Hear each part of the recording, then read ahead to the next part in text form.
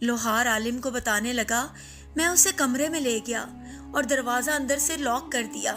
پھر جیسے ہی اس کے قریب جا کر بیٹھا تو میں نے دیکھا کہ اس کا پورا جسم کانپ رہا تھا۔ وہ آسمان کی طرف دیکھ کر رو رہی تھی۔ میں نے پوچھا، اب کیوں کانپ رہی ہو؟ دروازہ تو لاک ہے، ہمیں یہاں کوئی نہیں دیکھ رہا۔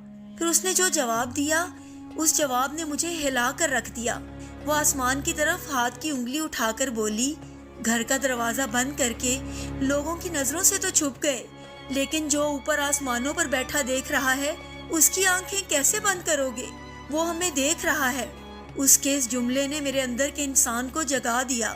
خدا کے خوف سے میرا پورا جسم کانپنے لگا۔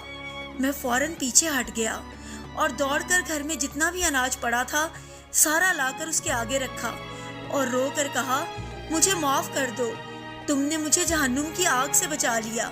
یہ اناج لے جاؤ اور جا کر اپنے بچوں کو کھلاؤ۔